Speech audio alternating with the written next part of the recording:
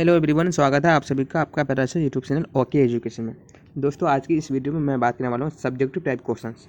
यानी कि subjective type questions भी बहुत सारे स्टूडेंट्स कमेंट कर रहे थे कि सर सब्जेक्टिव टाइप क्वेश्चन भी मतलब आप अपलोड कीजिए। तो मैं आज लेकर आया हूँ हिस्ट्री का सब्जेक्टिव टाइप क्वेश्चन। ओके, यानी कि एग्जाम अधिकतर 100% पूछे जाने के चांसेज है। और यह प्रत्येक एग्जाम में, प्रत्येक ईयर के एग्जाम में, चाहे वो 2020 का हो या फिर 21 का हो या फिर 17 का हो, 18 का हो, सभी एग्जाम में पूछे गए क्वेश्चन है इन सारे क्वेश्चन। ओके, तो मैं गेस करके लाया हूँ ये क्वेश्चन और आने का चांसेस बहुत ज़्यादा है। इसको आप लोग अच्छे से केयर कीजिएगा और इस वीडियो को अपने दोस्तों में भी शेयर कीजिएगा। ओके, कह रहा है पुरातत्व से आप क्या समझते हैं, पुरातत्व जो है उससे आप क्या समझते हैं। तो देखिए इसका आंसर क्या होना चाहिए।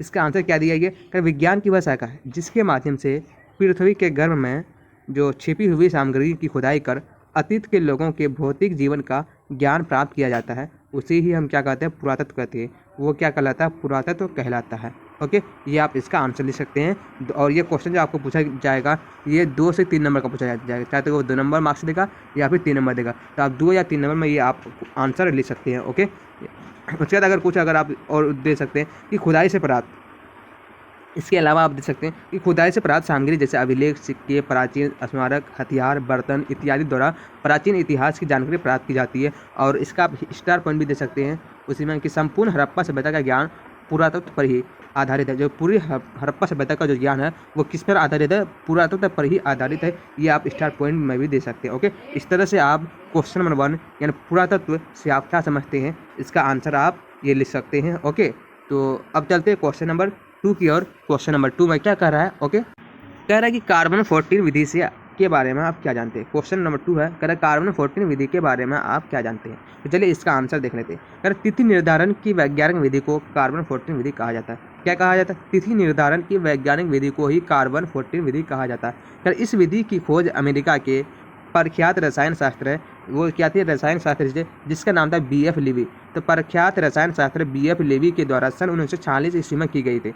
इस विधि के अनुसार किसी भी जीवित वस्तु में कार्बन 12 एवं कार्बन 14 समान मात्रा में पाया जाता है। ओके, यानी कि इस विधि के अनुसार जो है किसी भी जीवित वस्तु जो है उनमें कार्बन 12 और कार्बन 14 ये समान मात्रा में पाया जाता है। और मध्य अथवा विनाश की अवस्था में कार्बन 14 तो स्थिर, कार्बन 12 यानी कार्बन 12 तो स्थिर रहता है, मगर कार्बन 14 का निरंतर होने लगता है। जिस पदार्थ में कार्बन 14 की मात्रा जितनी कम होती है, यानी जब कोई भी पदार्थ बढ़ गया है उन पदार्थ में जितनी कार्बन 14 की मात्रा जितनी कम होती है वो उतना ही प्राचीनतम यानी पुराना माना जाता है। आप इस तरह से इसका यानी क्वेश्चन नंबर 2 का आंसर लिख सकते हैं कि कार्बन 14 जो है विधि से आप क्या समझते हैं। इसका आंसर आप इस तरह से लिख सकते हैं। चाहे तो इसको आप नोट कॉपी में नोट कर लीजिए या फिर इसको अच्छे से आप दोबारा रीड कर लीजिए वीडियो को पॉज करके। ओके, चलिए अब चलते क्वेश्चन नंबर 3 की ओर मूव करते हैं।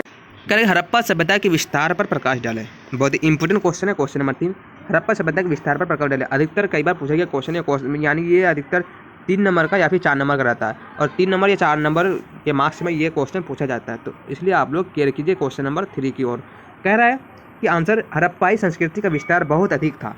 ये लगभग 12,99,660 वर्ग किलोमीटर में फैली हुई थी। ये जो हड़प्पा जो है या कितना मतलब 12,99,660 वर्ग किलोमीटर में फैली हुई थी। ये आप ऑब्जेक्टिव टाइप क्वेश्चन भी निकाल सकते हैं इससे। ओके, इसमें पंजाब, सिंध, राजस्थान, गुजरात तथा बलूचिस्तान के कुछ भाग और पश्चिमी उत्तर प्रदेश के सीमावर्ती भाग सम्मिलित थे इन हड़प्पा सभ्यता के विस्तार में। ओके, कर इस प्रकार इसका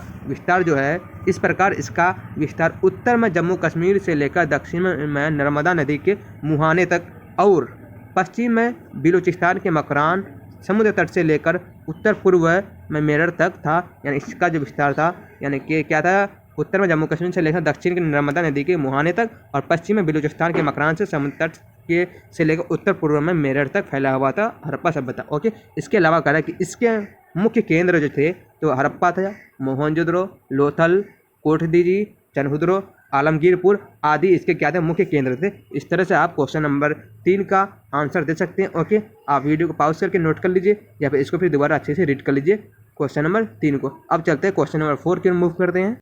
कह रहा है कि हड़प्पा संस्कृति को कांस्य युग सभ्यता क्यों कहा जाता है। बहुत इंपॉर्टेंट क्वेश्चन है, VVI क्वेश्चन है। क्वेश्चन नंबर 4, हड़प्पा सभ्यता को कांस्य युग सभ्यता क्यों कहा जाता है। तो इसका तथ्य सुनिए क्या है, आंसर में दिया गया।